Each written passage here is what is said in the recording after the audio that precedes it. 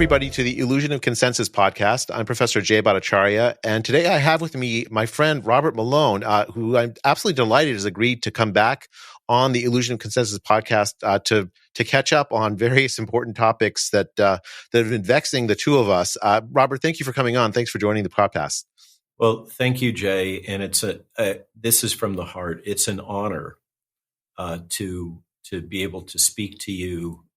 You're somebody who has acted with integrity throughout this, despite the fact that you reside within the ultimate ivory tower, and you've taken plenty of hits, and yet you're still standing. There are a few of your peers that have retained their academic appointment, and yet you've somehow managed to thread the needle.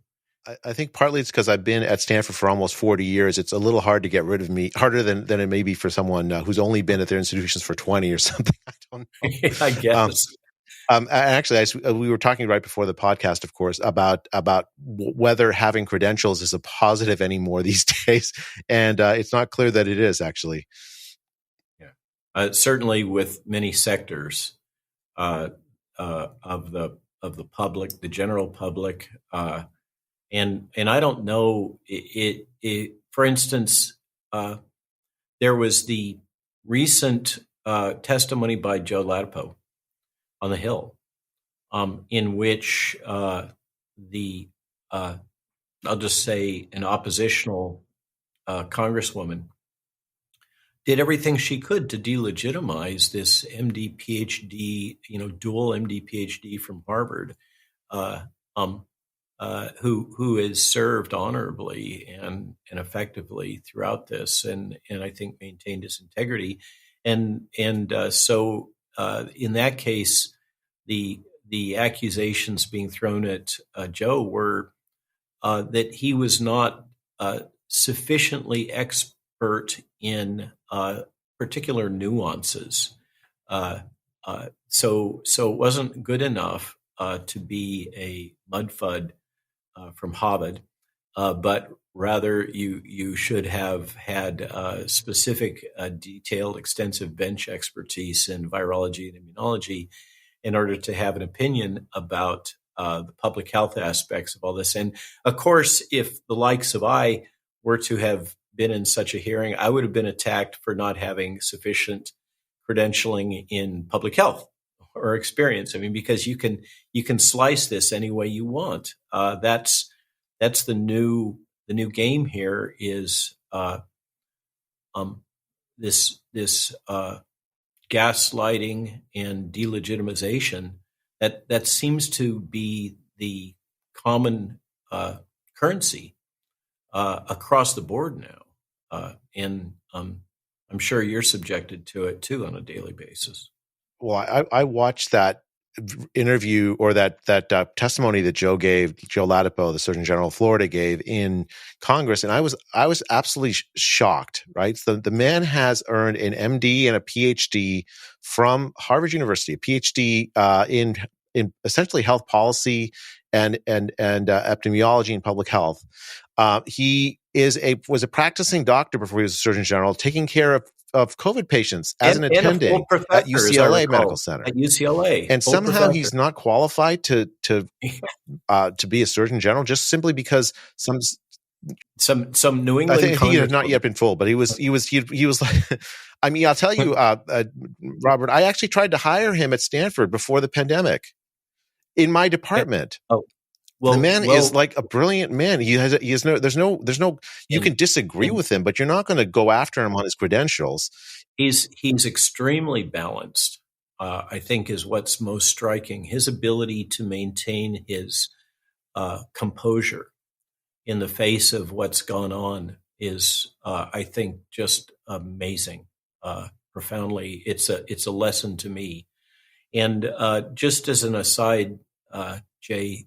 He called me up about a month and a half ago when I was writing quite a bit about the Psy-war aspects of the stuff that was being thrown at me. And he said, Robert, I really counsel and want you, I'm paraphrasing, I counsel you to stop focusing on these things. I need you to focus more on the science of what's going on, because I've been relying on you to help advise me on those things. He reads my Substack, etc. And he said, here's the kicker. He said, Robert, you have to understand there will always be people who don't like you. And there's nothing that you can do to change their mind. So stop trying. And that was a pivotal moment for me when he gave me that message, which, gulp. I did my best to assimilate it and be like Joe, be unflappable. I don't know if you've had a chance to read his book, but he's went through fire, and he came out the other side. Just incredible, strong person. I knew him before the incidents he described in the book, and he's you can see that he fundamentally does not care about what other people think of him, and he's going to say what he believes and thinks, and again, agree or disagree. But that quality, I think, allows you to do great things, and I entirely agree with you about that. That Joe has that in spades. I wish. I mean, if you disagree with him on substance, he will engage with you on the fundamental disagreement about substance.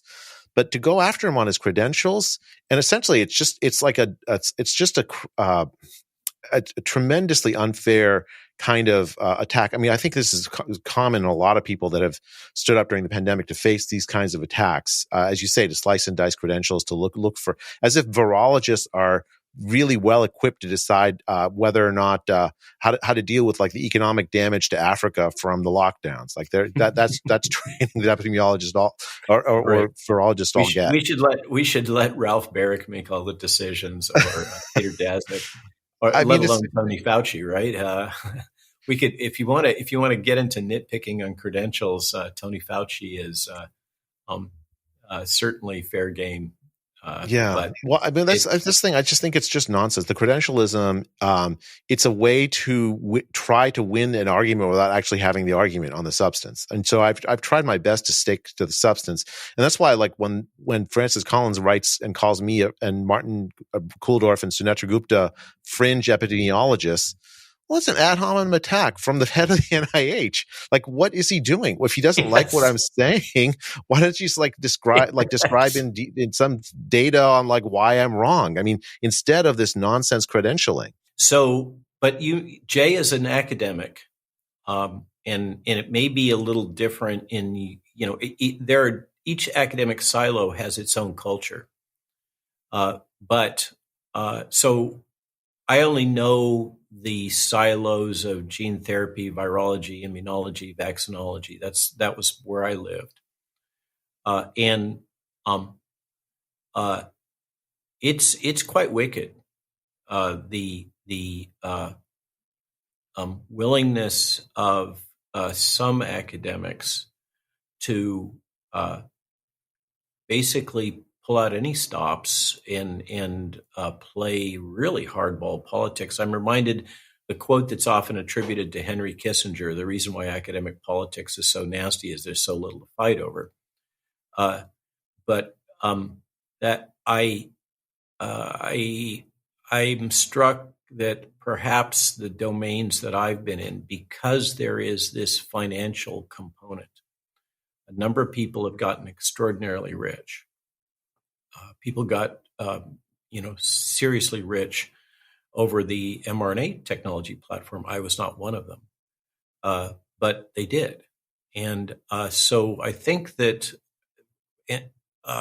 not to get too technical, I think the Bayh-Dole Act has seriously distorted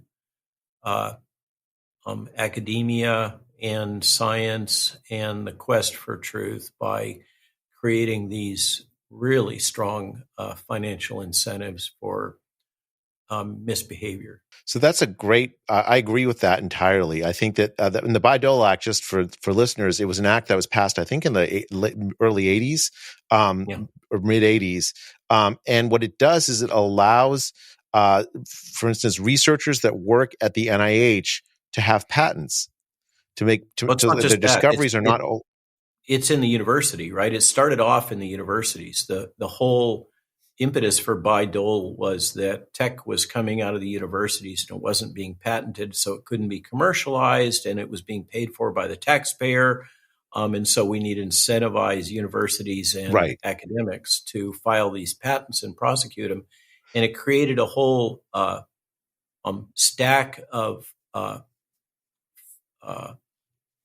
financial incentives, fractional payments that go to your dean, your university, your department chair, you individually, in a kind of a flow down stacking, and created a culture where everybody is just it's a gold rush environment, really. Yeah, I mean, I have a couple of patents where I actually was stunned that such an idea could be possibly anyone would want to patent. I had an idea for how to. It's just an algorithm for like how you identify signals in environmental data for correlation with disease. A very, very simple idea. I wrote a paper with it. I thought it was a scientific paper, and then one of my co-authors is like, "Well, we should try this, get it patented." And then the university was all in on getting this thing patented. I mean, no one's going to use it for anything. It's like the algorithms of the public domain, but the incentives are there. And I agree with you. I think it's a fundamentally corrupting incentive, actually. Yeah.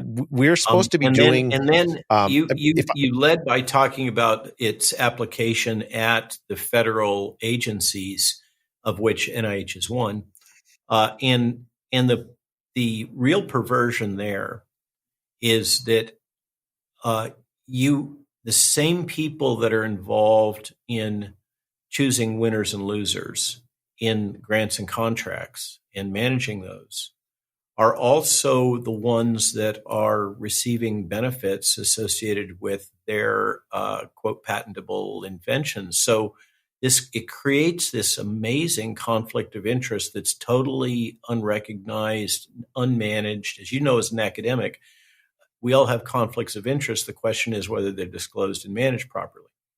And that's what really underscores what's going on at the NIAID with these mRNA vaccine intellectual property and many of the other vaccine products and underlying technologies is that these government employees are receiving substantial payouts. And they're becoming quite wealthy when they're in a position of influencing how federal dollars are allocated. Robert, it's interesting you say that because I think like the NIH, of course, also makes treatment recommendations, right? Yeah. And so, are they going to make a treatment recommendation for a cheap drug that has absolutely no patent that they own?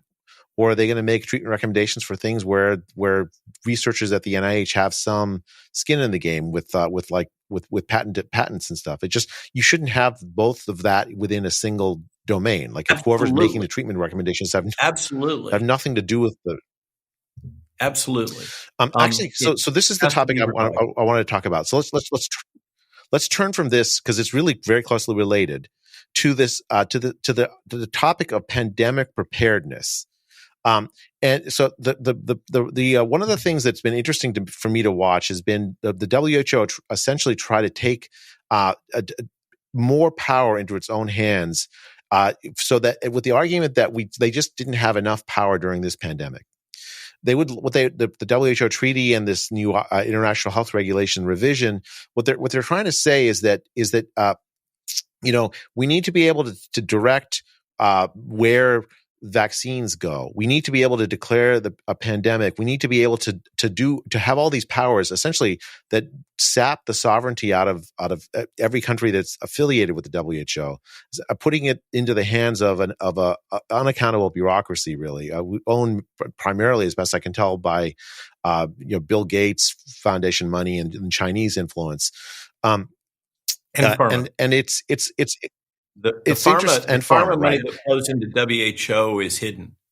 It's not disclosed. I mean, pharma. It's very obviously, clearly, pharma but to exactly to that point, Robert. It's what's interesting is that the way that they're thinking about pandemics. First, there's a whole infrastructure to try to predict which viruses or pathogens are going to make the leap. I mean, that's like the gain of function kind of idea. Second, there's the argument that they can prepare in advance. They can know which viruses and pathogens are going to make the leap, and then they can find. Vaccines is one.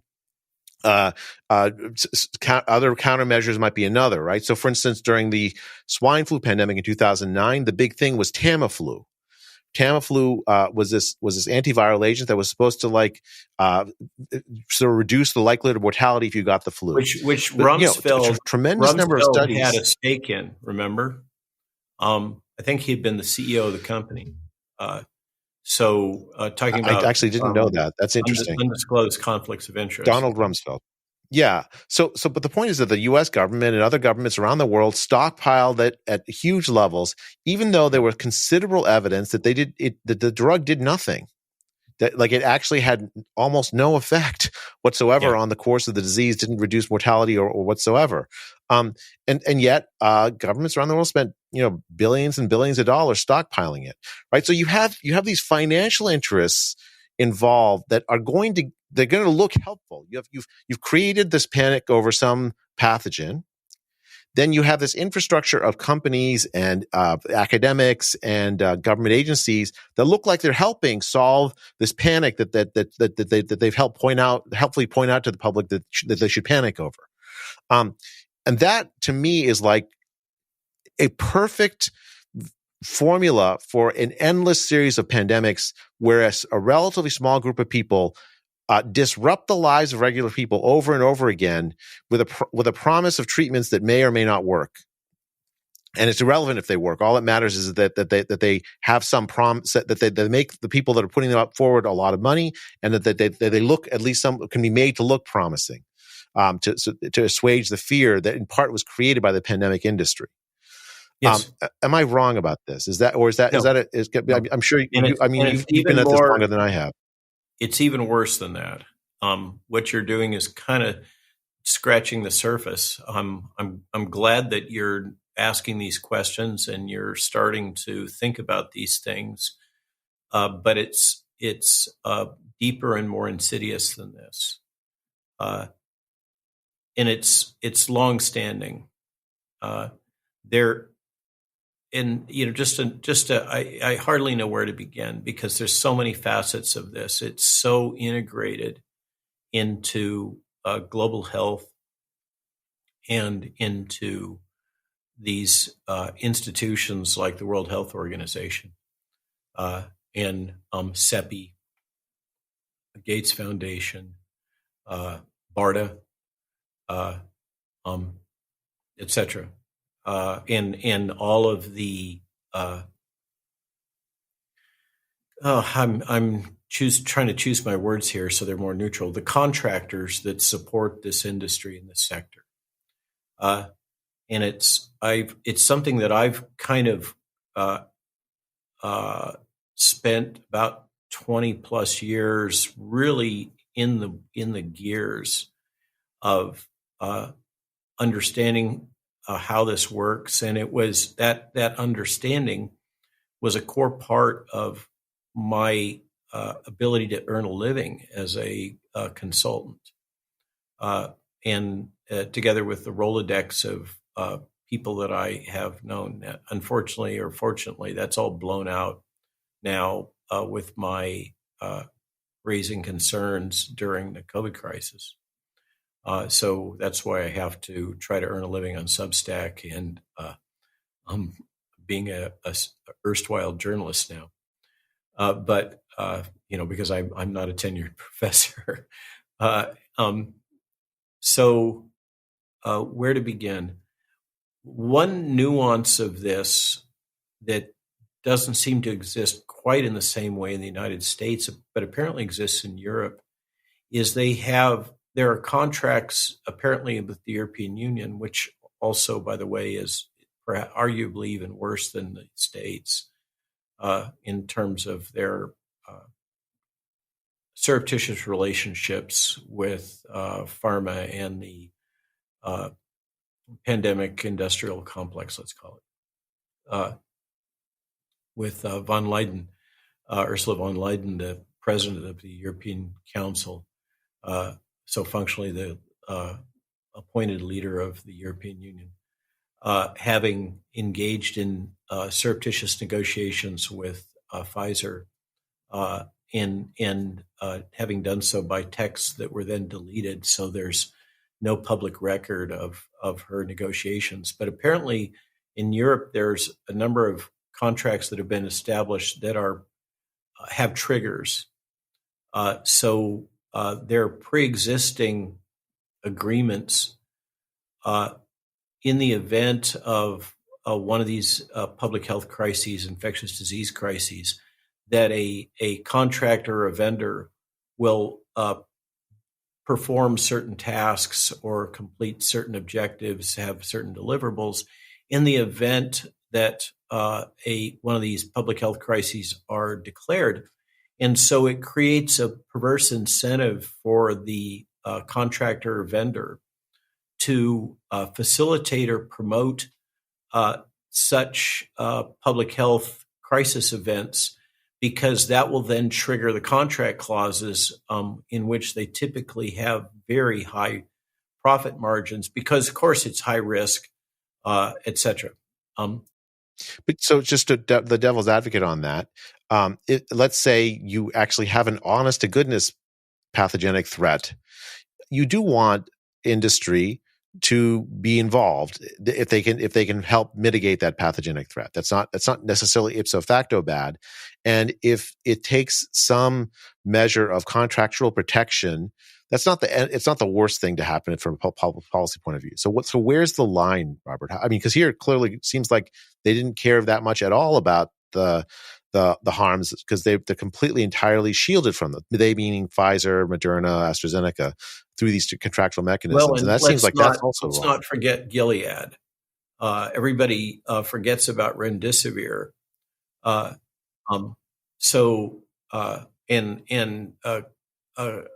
argument, certainly I think a credible argument could be made that was as bad or worse, because there were these financial incentives given to hospitals to specifically dose with remdesivir. And I'm aware of many hospitals that would crack down on physicians that would not administer remdesivir because of the toxicity and lack of effectiveness, and went to alternative protocols, early treatment protocols, et cetera. This is one of the aspects of the early treatment that people overlook, is the perverse incentives that were placed around remdesivir, which became disincentives to using any other alternative treatments.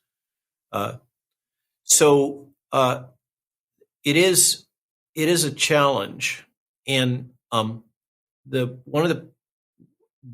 what happens in this bureaucratic environment that we exist in, where we have this massive federal bureaucracy, is a kind of an incrementalism where you can justify a lot of actions based on the public interest, and it seems like a good argument. This is akin to a lot of the classic justifications that are used in the intelligence community to intervene in elections, for example, just to use a parallel. An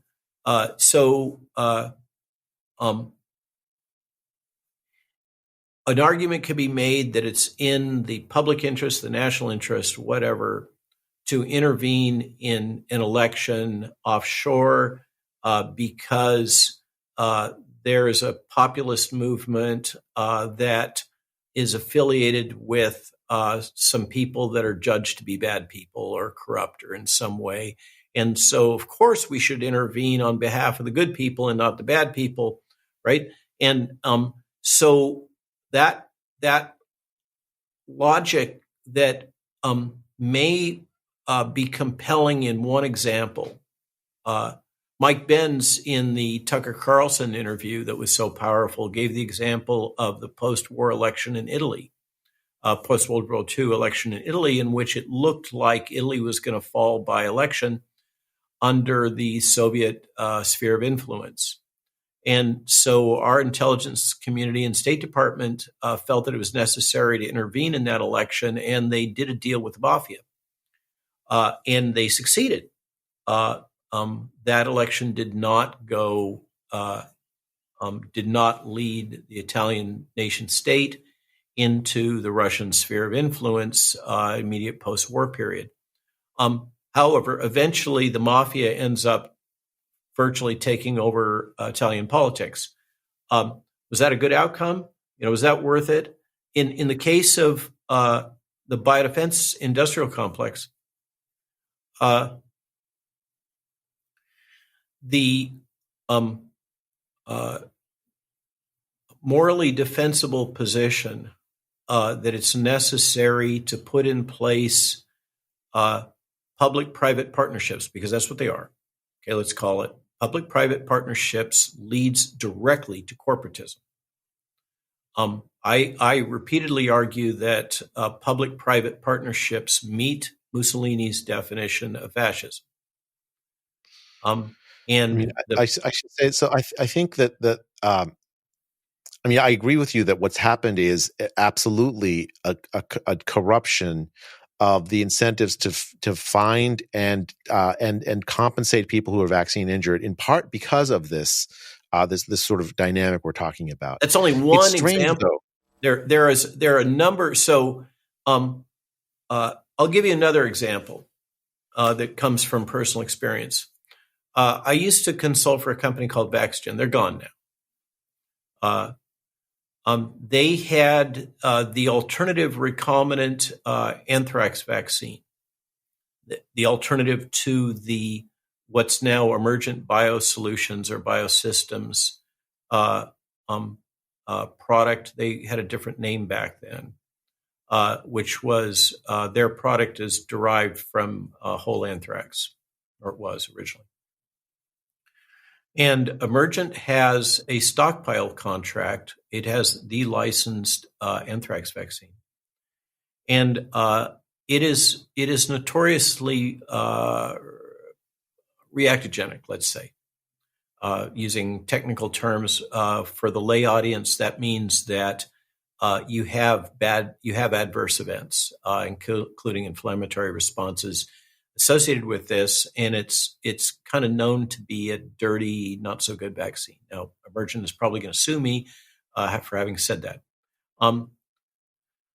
There was a real push at the NIH, a lot of funding behind the thesis that there should be a recombinant anthrax vaccine developed that would be much more pure. And produced through recombinant DNA technology and fermentation, rather than having to actually grow anthrax and purify. And a company in the Bay Area committed to this process development for such a vaccine. And it matured to the point where it had significant promise. It really looked like it was a credible alternative to the Emergent vaccine that had a license and had a stockpile contract. Now, let's just talk for a moment about what a BARDA/CDC stockpile contract means. If this is the brass ring, using the merry-go-round metaphor, if you seize the brass ring, then your life is going to be perfect forever. If you win one of these stockpile contracts, particularly for a biologic or a drug, which has a shelf life, okay, let's say that your anthrax vaccine has a shelf life of 3 years or 4 years. And because of the events around the deployment of anthrax spores, which killed, 3 people or something, but scared the bejesus out of the whole nation and justified Dick Cheney's whole impetus that created a lot of what we now call the biodefense industrial complex through all that fear, uh, um, which the data suggests that fear was empowered by some entity that was within the biodefense or biowarfare complex, and it's still in insiders, it's a hot topic of discussion as to who is responsible for the spores. But so Emergent gets the contract, has the license, gets the stockpile contract for anthrax vaccine.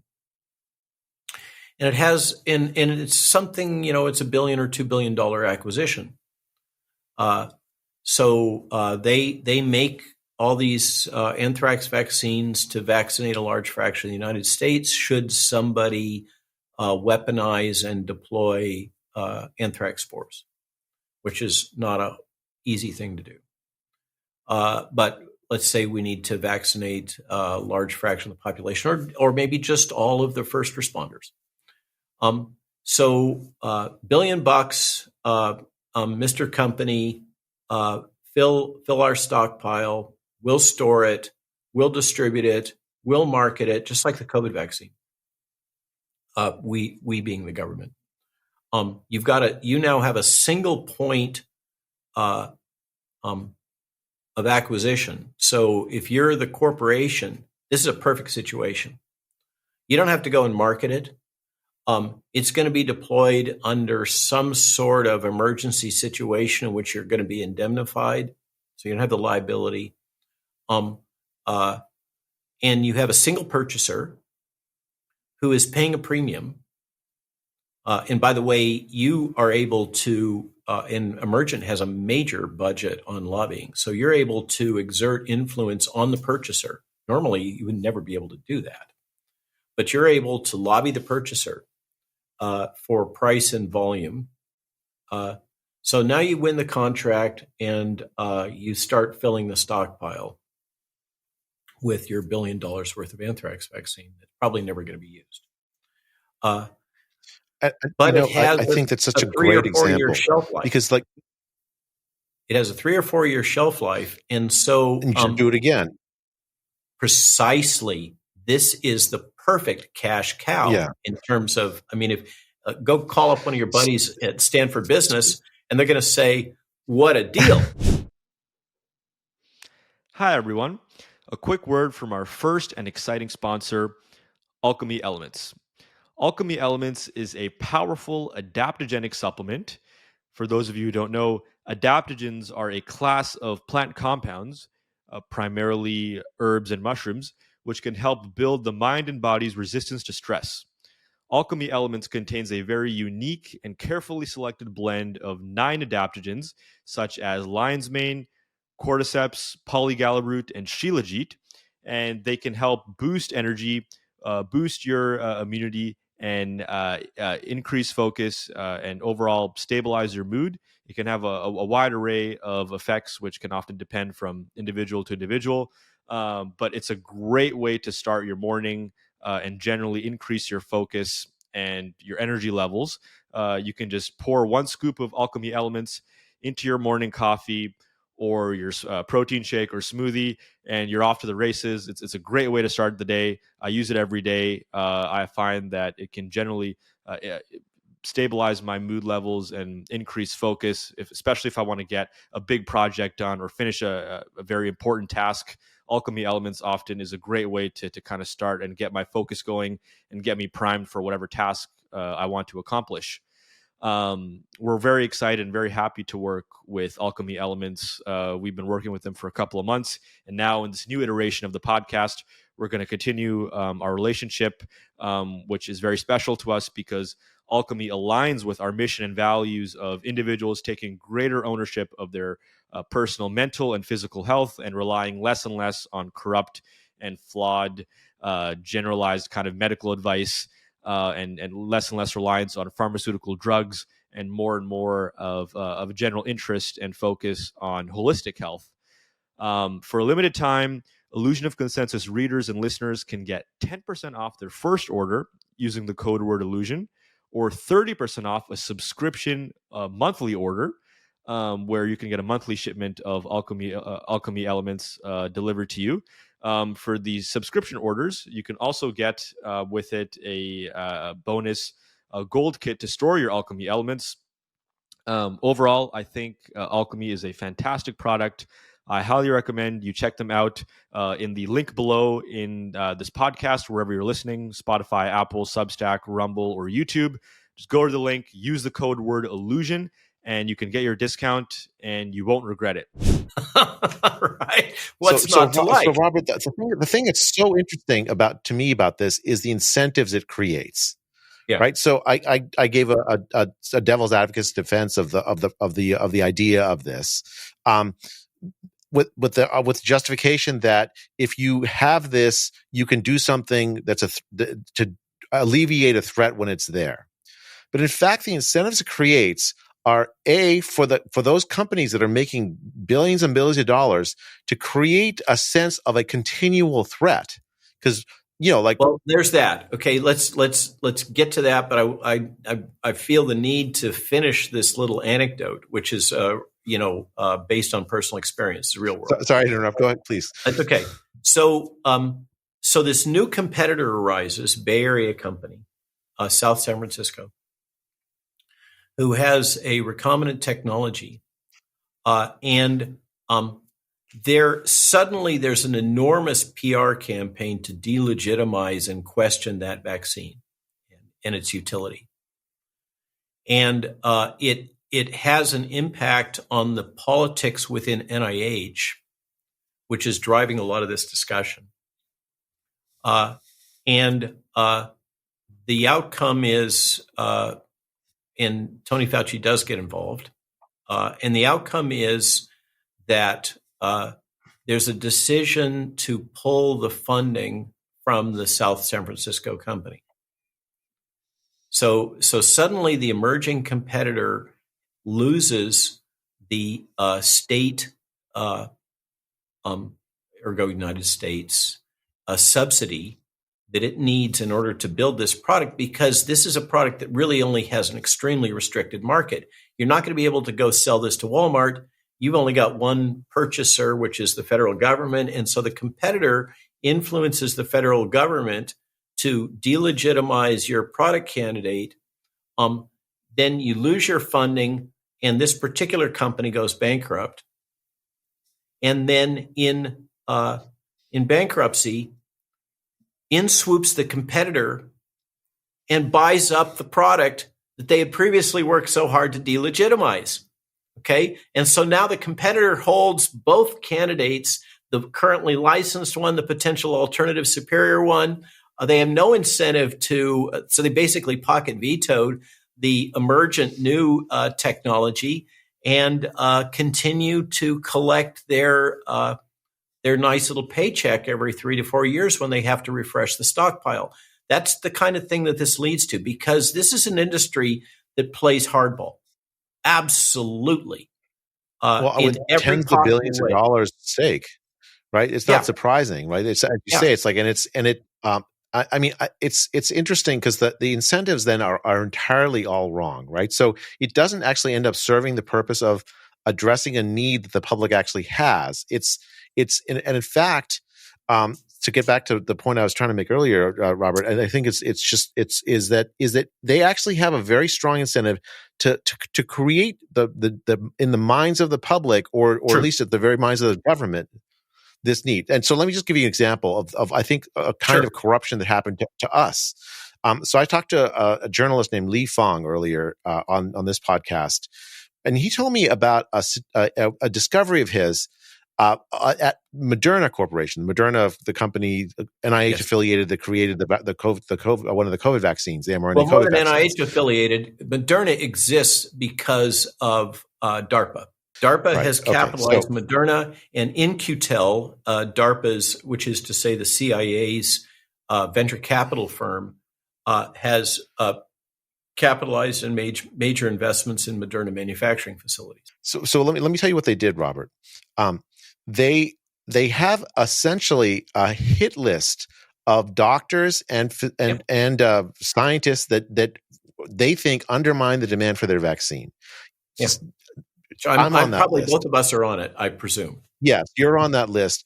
And what they do is they have authorized a cadre of tens of thousands of social media influencers, many of whom are health You're talking about professionals. shots heard around the world. I mean, it's crazy. I mean, essentially it's just worse like than that. Here's It's worse than that, Jay. Shots heard around the world is also capitalized not only by Moderna, but also by the CDC through the Foundation for the CDC, which receives donations from Pharma, including Moderna and Pfizer. Okay, so that's actually not well known, but there's a really important point. The point is that that story was broken by Epoch Times, and they have the receipts. That's why I can talk about it. Is they have the receipts about how the whole cash flow trickles, and it goes to an entity called the Public Good Projects, which then capitalizes Shots Heard Around the World. Shots Heard Around the World is one of these AstroTurf organizations that was set up. And what they're doing is literally crowd stalking. It's gang stalking. Yeah. So it doesn't matter if I probably shouldn't admit this in public, but I once upon a time was addicted to video games. I had this platform called Steam for video games on the PC. I have way too many games, not enough time to play any of them. Right. But apparently they have people on Steam stalking the Steam boards to make sure that no one slanders Moderna on the Steam board on these video game sites. I mean, forget about Twitter. I mean, and the thing is what they're doing is not just trying to protect Moderna products. What they're trying to, they will go after things that just undermine. You have a study that you find that says long COVID is rare in kids or something, right? You share it. They'll go after you because they want to make people think that long COVID is not rare in kids because that boosts demand for their vaccine or something, I guess. It's so they essentially create their own demand.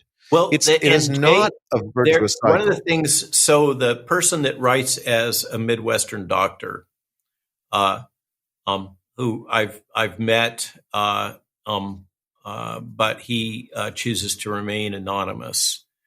So this is a Substack author that has a certain amount of traction and many people follow. He did a whole piece on this.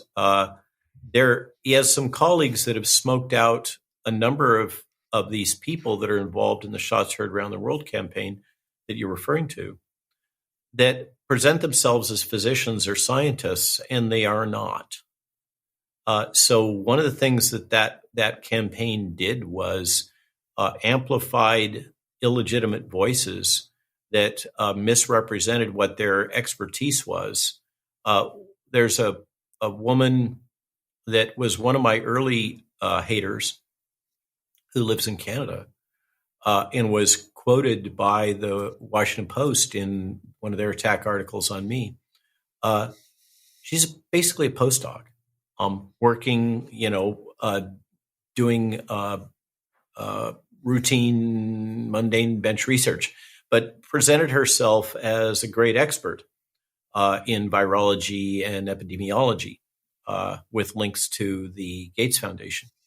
But a number of these people that are out there asserting that they are physicians, and the orthopedic surgeon or the intensive care ICU specialist that is very self-confident about their knowledge concerning epidemiology and virology and vaccinology. They present themselves as experts. And in a landscape in which the third-party listener has no easy way to discern true expertise, then the loudest voice wins. But I'm very, very aware. This is so. I speak about this when I lecture, and the book we're working on right now is about psychological warfare. The Psywar technology that was developed for offshore combat, largely by the NATO organizations, and NATO calls this hybrid warfare. It's a core tenet of NATO's battlefield plans now. has been turned against the general population, and it has also been assimilated by corporate America. So what you're referring to in terms of that activity is basically the assimilation of psychological warfare technologies and approaches in the use of it in a marketing campaign. Because don't forget, marketing and propaganda are kissing cousins. They're adjacencies, right? It's just a question of the intent and purpose. So of course, pharma is willing to deploy methods to delegitimize voices, physician voices, legitimate voices that are contrary to their commercial interests. What would you expect them to do? That's the culture that we're dealing with. Anything goes. It's utilitarian. Okay. Yeah, Anything is normally justified. you would expect, like for instance, in the world that I thought I lived in pre-pandemic, you would have the FDA regulating what pharmaceutical companies could and couldn't say to the The public. FDA is compromised, right? Yeah. The rules are. This is one of the things that just blew my mind early on. And the particular case study is the CNN surreptitious marketing of the mRNA vaccines using Sesame Street characters. Remember that? Done by a certain neurosurgeon employed by CNN, who was actively involved as a licensed physician in the surreptitious marketing of an unlicensed medical product to children. Okay, that is floridly illegal. That is so illegal. And as somebody, I was almost all the way through my training in medical affairs, just about to take the final test for board certification when all this happened. And then I was overwhelmed and I never finished the tests for medical affairs, but I took all the training. This is absolutely illegal. Well, it's like the FDA would do nothing. Or the late night comics who essentially serve up pharmaceutical advertisements for the vaccine. Remember, Jay, the thing is that so let's just call them influencers, because the selection of influencers varied by region and nation state. This is one of the advantages of having done all the travel that I did through Europe, et cetera, through the COVID crisis. In Austria, where there's a huge cultural emphasis on music. Musicians were paid at the outset to endorse these products in the same way those comedians were. Okay, in a harmonized fashion across the entire Western world, there was a campaign to purchase influencers in support of these products. And it is one of the most amazing things I've ever seen. I've never seen it in a prior pandemic, and I've been through a bunch of them. Robert, they didn't come to you or me for some strange reason. I wonder why we managed to slip through the cracks. Well, because I suspect of who we are. Yeah, I would have told them to go take a flying leap, right? Right. And I suspect you too. But let's go back to your point about these perverse incentives. And I'd like to share a story with you, Jay, that's another, personal case study anecdote, something that I've observed through my entire career that I've found fascinating. Early on, so when I left the Salk Institute, I joined a little startup. I was like employee number 10. The startup was called Vical. And it was focused on antivirals for HIV under a Burroughs Wellcome contract and calcitonin analogs. So that's why the Vical. Had nothing to do with gene therapy, RNA, DNA, any of that. But the lead scientist that they hired was somebody I'd been collaborating with at the Salk when he was at Syntex. So you, of course, know about Syntex because you're a Bay Area person. Who had worked under Gordon Ringgold. You may know. I don't know. He he said, well, if you're going to leave the Salk, why don't you come over here? And we'll give you, I forget what the salary was, $20,000 a year. And a little budget, a huge budget I had, $50,000. It's true, all true. And I brought my stuff over, and within less than a month, we had the findings that led to that cascade of patents, of which a number are sitting behind me right here, that were the genesis of the RNA vaccine technology and core DNA vaccine technology. Then I left there because I needed to finish my MD. I was halfway through, so the usual mud-fud program where you split it in the middle. And I had to go back to Chicago and Northwestern. But I wanted to let my wife finish her bachelor's at UC San Diego, and so I needed a job.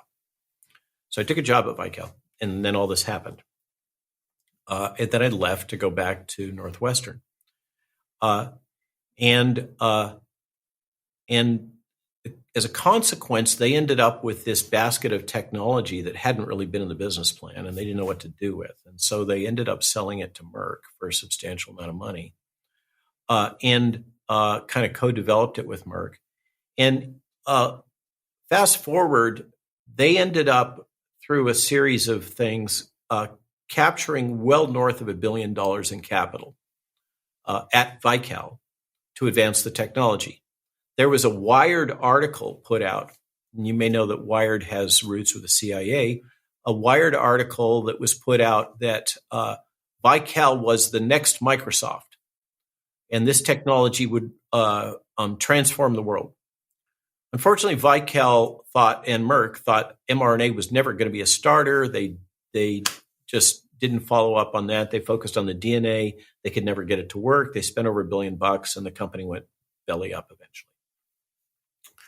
After all this hype, but they developed a strategy, a variant on pump and dump that has now become normative in biotech, and particularly in this vaccine sector. So Novavax plays it. All these companies play the same game. And here's how it works, Jay.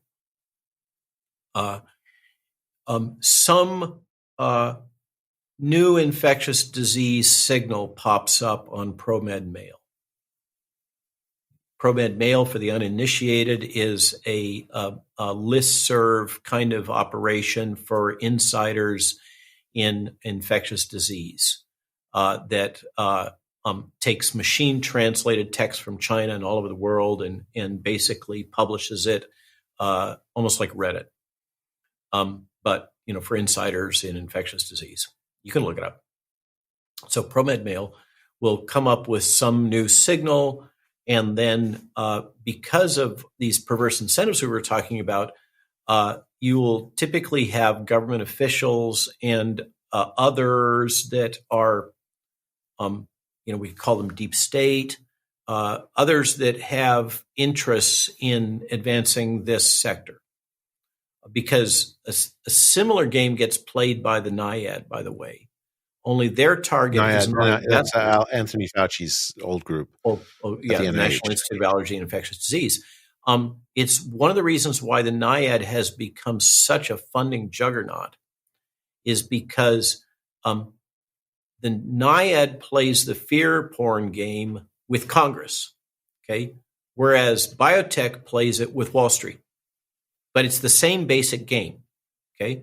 So Fauci, I've gone back into C-SPAN and pulled Fauci testimony around the time of these various outbreaks, H1N1, West Nile, Ebola, Zika, particularly for mosquito-borne infections.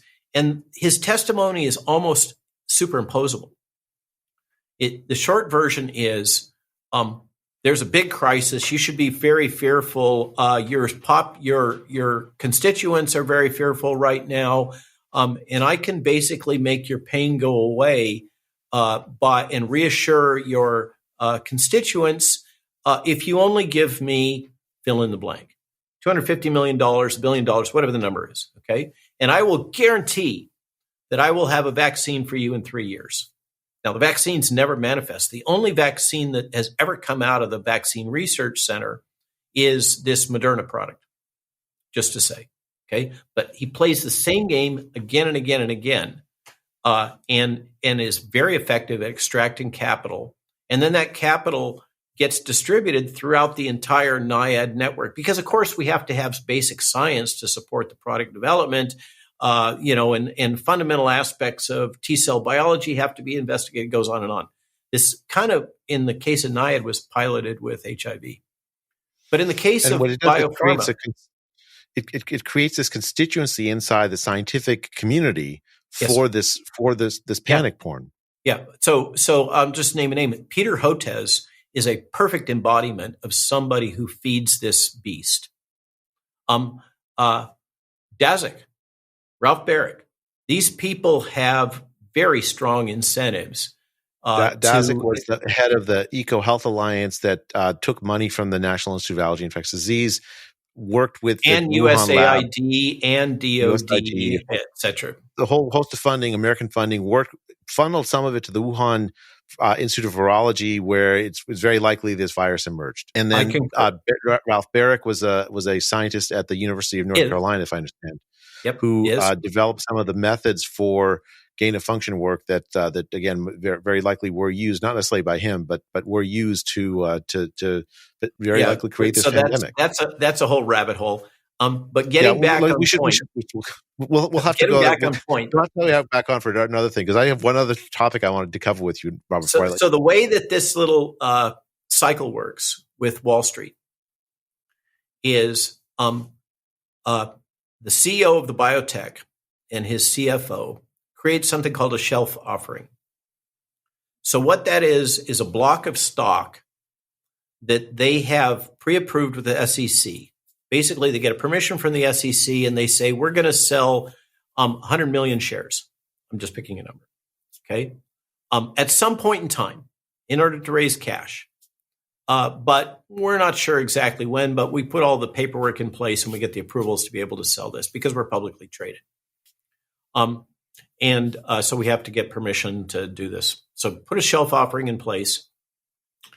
And then a signal emerges, ProMed Mail, whatever, World Health Organization, and Tony talks about it, or Peter talks about it, or whomever, and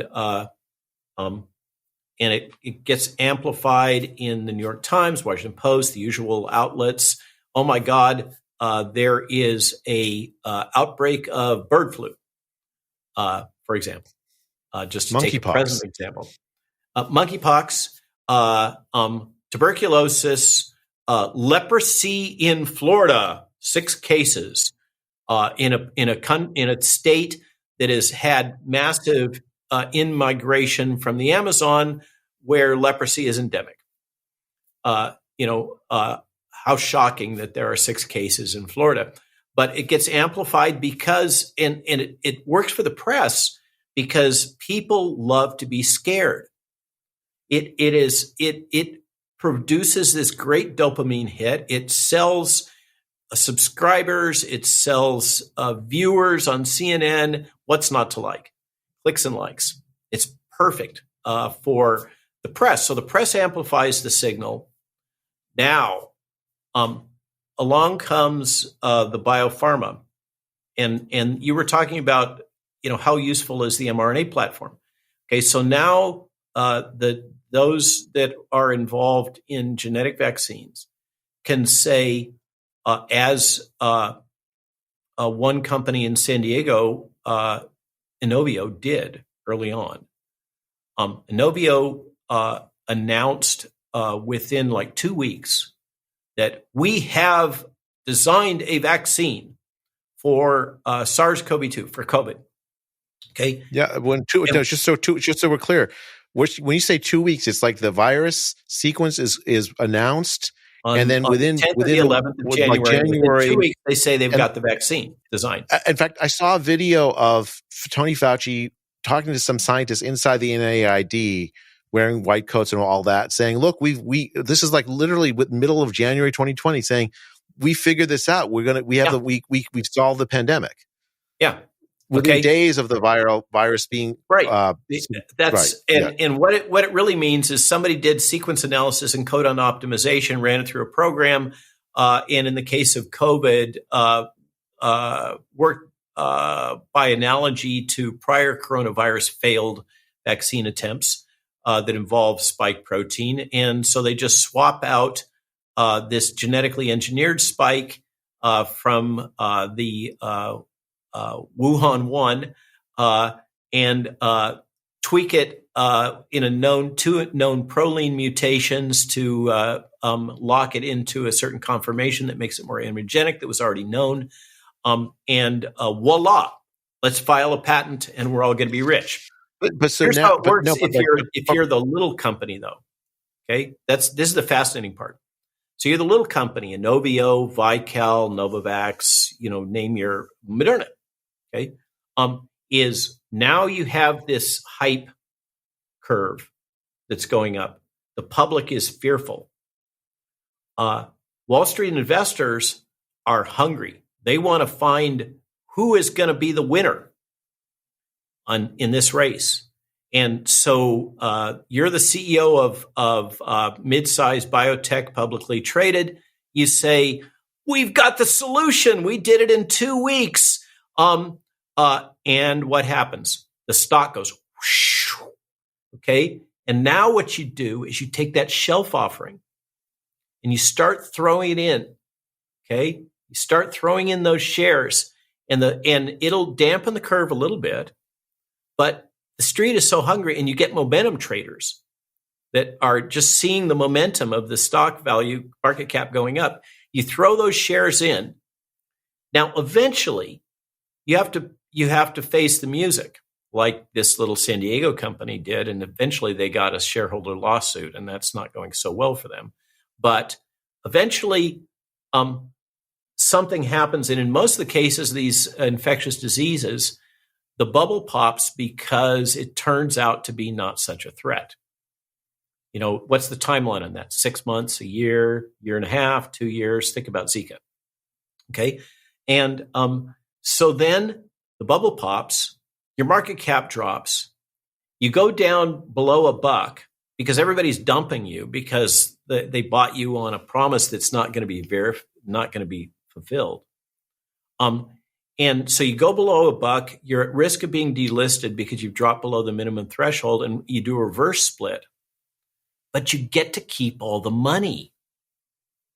Okay? All that money that was captured by from those investors through throwing your shelf offering in goes to pay your $600,000 to $900,000 salary and that of all of your executive team for the next 10 years. The thing is, Robert, I mean, that's bad enough. I mean, obviously, those people who were defrauded out of the money are quite unhappy. But what's worse to me is, let's say you're the NIAID.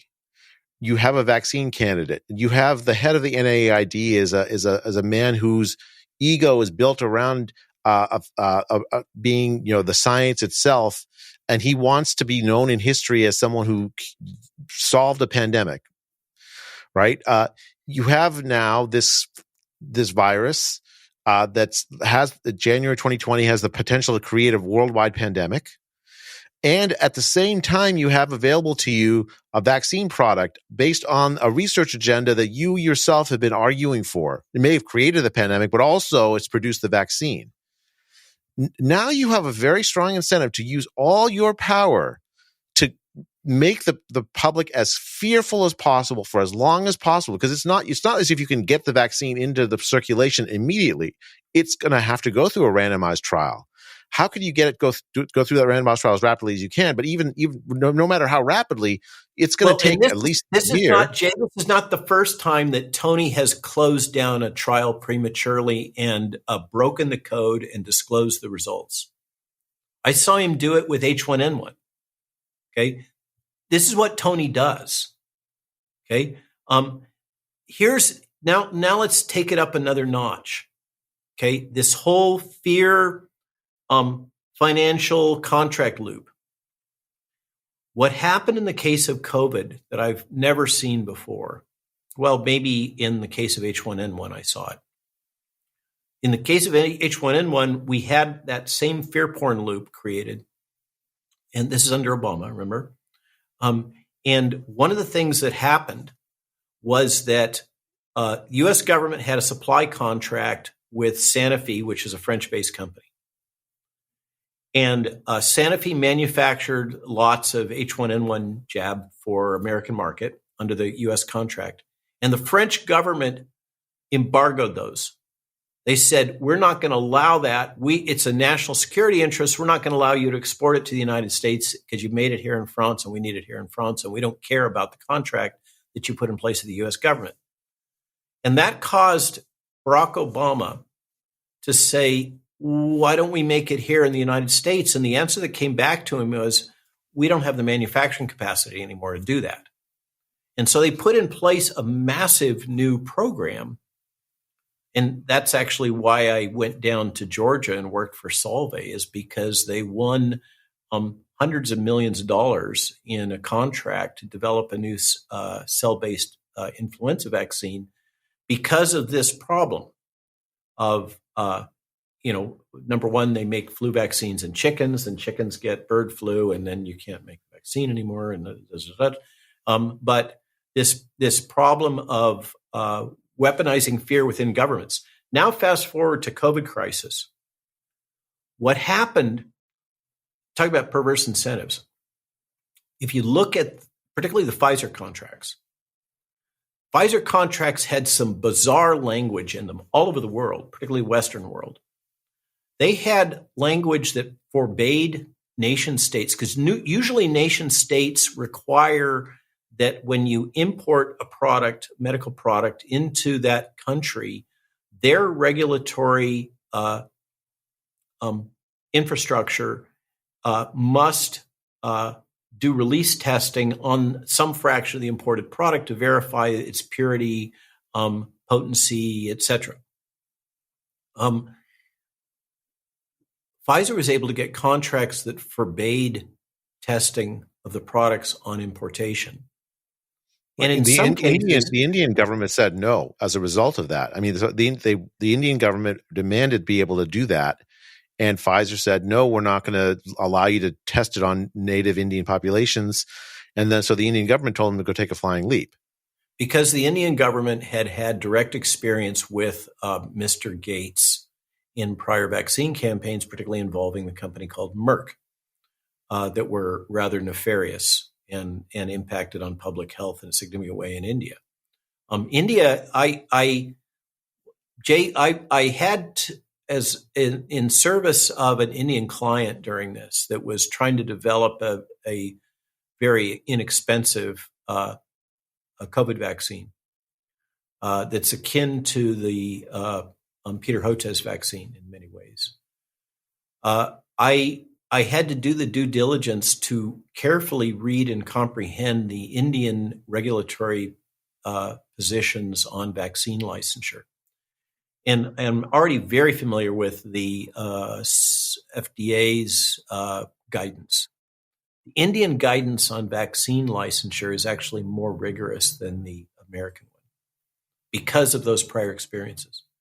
But what happened with Pfizer is that they were able to implement contracts that had clauses that included forfeiture of national assets in the event that the nation state would disclose adverse event information, would breach the contract and do testing on the vaccine product and its components, et cetera, et cetera.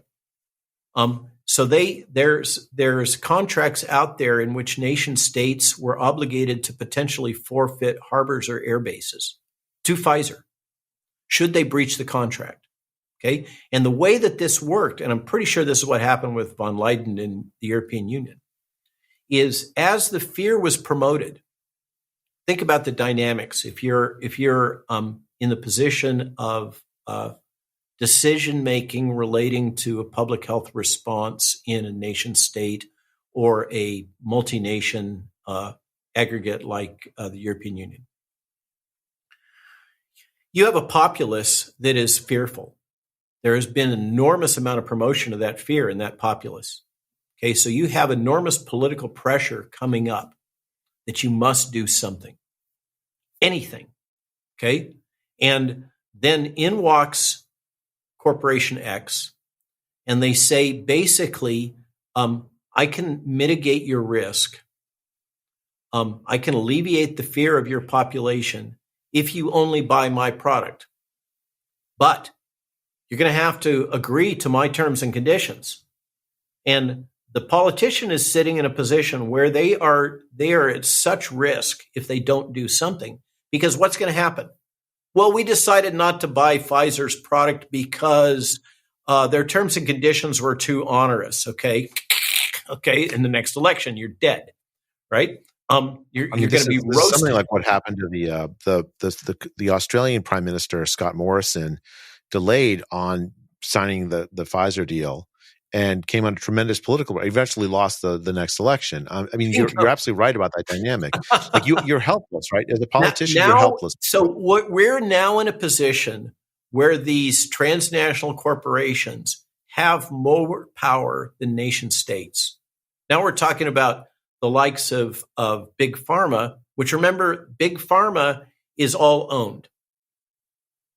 And this was, I think, one of the most important insights of the original Dark Horse podcast with Steve Kirsch and Brett Weinstein. Brett came up with the insight that these corporations, we were all scratching our heads. How is this all coordinated? Well, there's the intelligence community, but that's let's park that. How is the press and pharma and these other major corporate entities, why are they all acting in harmony with each other? And Brett's insight was they're not independent companies. We think of them as separate companies, but they're not. They all fall under these mega investment fund umbrellas. They aren't separate companies. Reuters is not a separate company from Pfizer. Reuters operates more as a division of the corporate owner that also owns Pfizer. They are all linked. That's why I say public-private partnerships and this situation that we find ourselves in. Now I'm going geopolitics on you. I'm beyond our collective core competence, but I've spent so much time looking into this. By the way, Robert, this was the last topic I wanted to discuss with you before. We've already gone more than an hour, but we have to discuss it. Is the kind of pressure on public figures, especially people who have become newly public figures like me, to wade in on things that I literally know nothing about. I've done my very best not to do that, but it is, and I'm sure you face this too. You have a wider range of public of knowledge, I think, than I do on these geopolitical matters. So for you, it's within your expertise. But for me, it's been difficult because I watch epidemiologists who were writing about COVID all of a sudden become Ukraine war experts somehow, yes. or weighing in on the Gaza conflict. That's the third rail. There's no winning. Or like, every imaginable topic under the sun where like, wow, these guys have a pretty wide range. I mean, but I can see why there's a lot of pressure from people, an expectation that you say what you think about things that you know nothing. And I view that as like self-defeating. Although, so I'm sorry, I interrupted you about, you were going to go about the geopolitical aspects of the pressure for the coordination between media and pharma. So what I'm referring to is we're now in a situation in which these large funds, and just as a placeholder, we'll say BlackRock, State Street, Vanguard, Bank of America.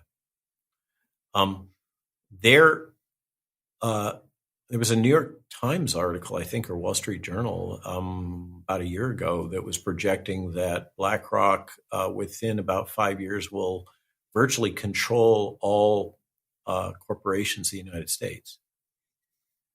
There are some, like the corporate boards they have such massive capital that they are now more powerful than nation states. They are.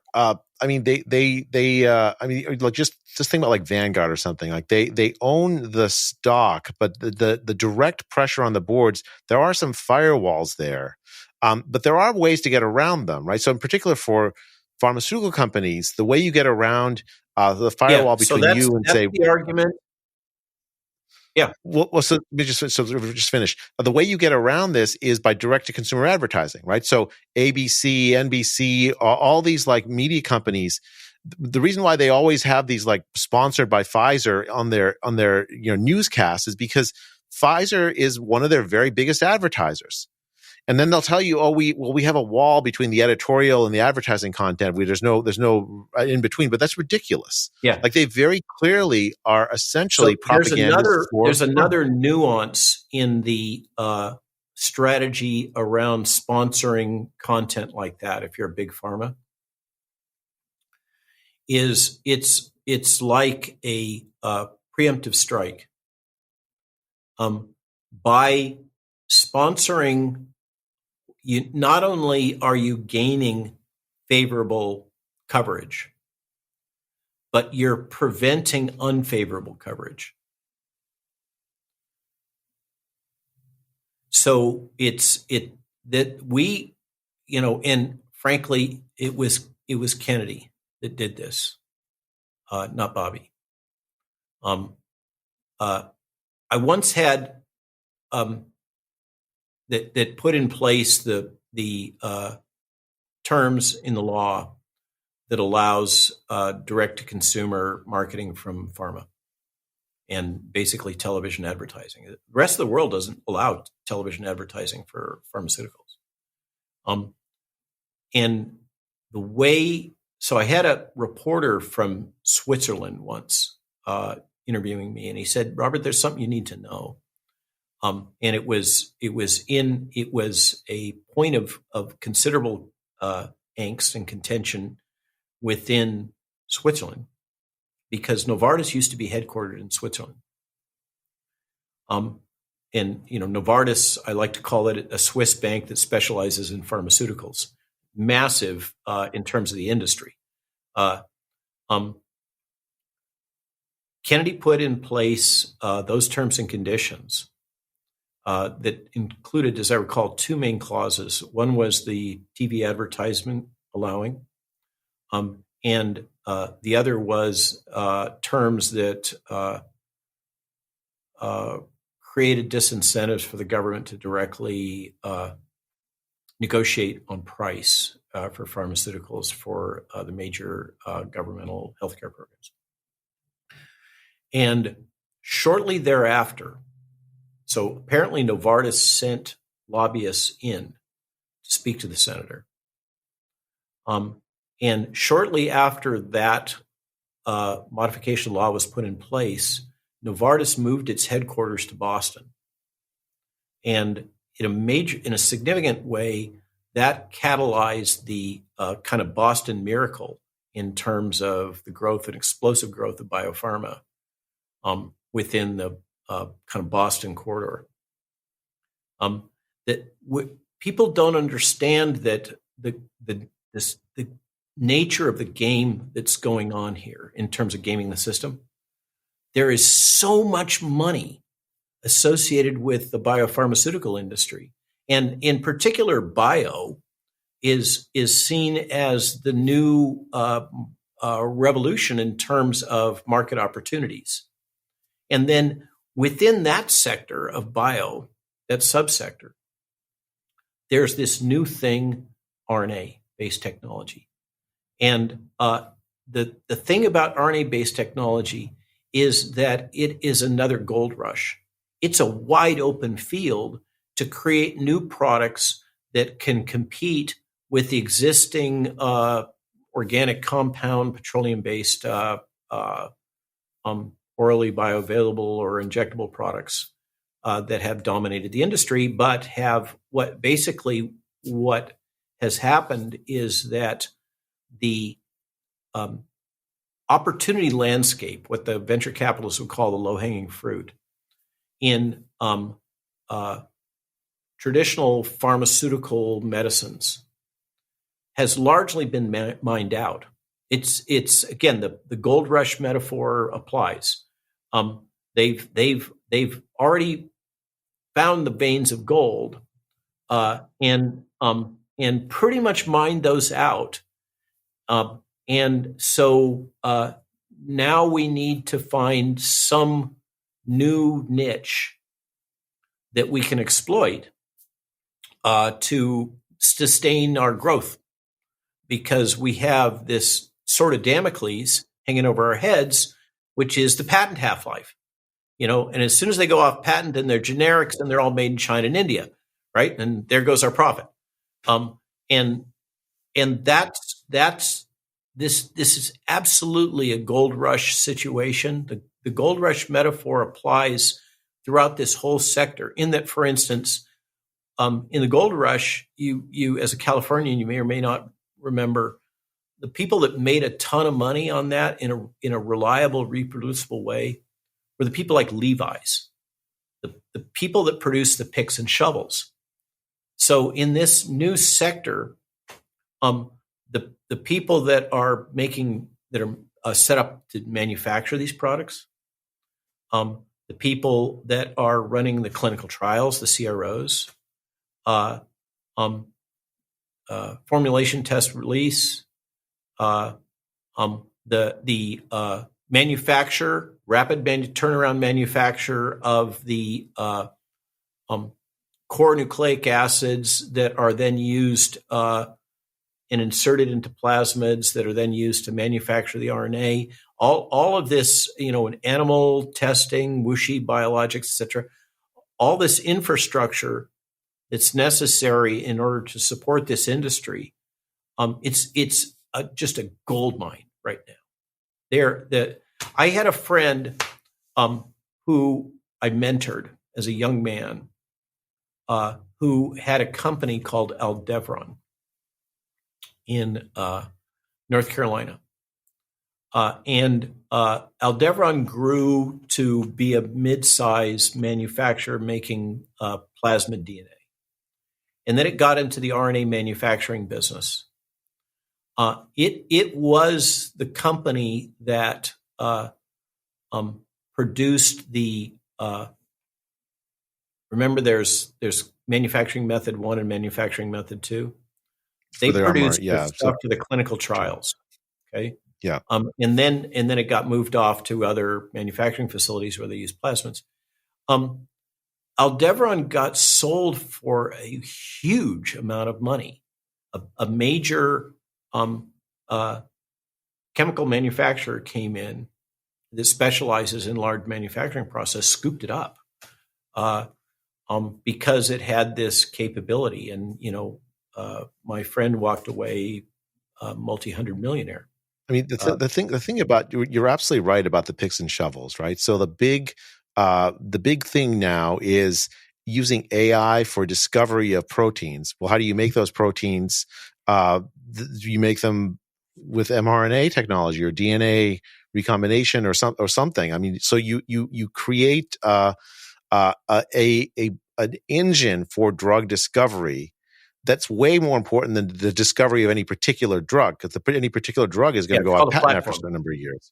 Yeah, it's called a platform technology, disruptive platform technology. If you want to make a Sand Hill Road venture capitalist wet his pants, you say, I have a new disruptive platform technology. I mean, I have to say, again, I'm not necessarily against it, Robert. I mean, I understand why people, I can understand why people are attracted to it. Like, what if you actually have new discoveries that serve fundamental human needs, right? So solve Alzheimer's or whatever it is, right? I'm not against that. What I'm against is this sort of corruption of the public health infrastructure, the infrastructure of regulation of these products. And you call it private partnership. It's essentially fundamentally a corruption of the functions of government to regulate those kinds of industries so they don't take advantage of people, which is a large part what happened during the COVID pandemic. What happens is the government ends up picking winners and losers. The government chose Moderna. They didn't just choose Moderna. They literally created Moderna through DARPA, Defense Advanced Research Projects Agency, capitalized Moderna, and then In-Q-Tel capitalized Moderna. The government, I agree with you that in order to empower innovation, I'm a strong free market advocate, including in the scientific enterprise. We have to have guardrails against things like gain-of-function research, which feeds into this perverse incentive because you can create the nasty that you then have the solution for, and there's a whole world of people that believe that's exactly what happened here. We'll just park that.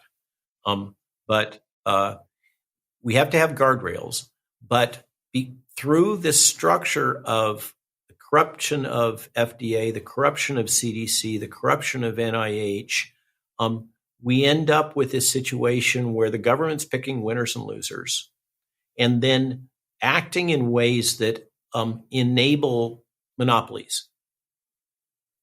And it's that monopolistic practice that comes in some ways, it's that these corporations in the industry have figured out ways to exploit the governmental public health positions to advance their business interests. And this is another case, just like Silicon Valley, where the government can't keep up. They cannot. The senators and congresspeople are busy dealing with issues that were important a decade ago. This kind of stuff we're just talking about, the perverse incentives, et cetera, they're not even thinking about those things right now. And so the industry runs roughshod, and is able to have its way, not just with our elected representatives, but with governmental employees through the revolving door and all these other things. Robert, I have kept you way longer than I promised I'd keep you. I think we could actually go for another 3 or 4 hours. Fascinating, Jay. I love talking to you. It's a real pleasure talking to you as well. And we should definitely talk again. But I think now we've covered quite a lot of ground in this podcast. And so I'm gonna thank you again, Robert, and I'll thank the listeners for hanging with us. We covered so much ground, and I think it does point to what we can do to fix it. First you have to know what's broken, and I think we have started to understand that with this discussion of corrupted public-private partnerships, sort of at the heart of the pandemic enterprise. Robert, thank you again, and thanks to the listeners. This is Professor Jay Bhattacharya speaking with Robert Malone for the Illusion Consensus podcast. Until next time. Has the dust settled from the COVID policy response? Far from it. The storms are many: inflation, learning losses, ill health, high crime, broken government services, displaced workers, substance abuse, mass loneliness, discredited science, real estate crisis, censorship, and overweening state power. The world is on fire with war, mass killings, crime, hunger, revolution. The lack of accountability, or even so much as an apology, is a foreshadowing. They'll keep their newfound powers and try it all again. Brownstone Institute is seeking answers, undertaking important research and publishing the results while providing fellowships for dissident scholars who have been professionally displaced. It's not about this one crisis. We urgently need to restore peace, prosperity, and integrity in science and journalism. Visit brownstone.org for more. We may never get to the truth, but we can get closer to the truth. There will be no stopping the efforts.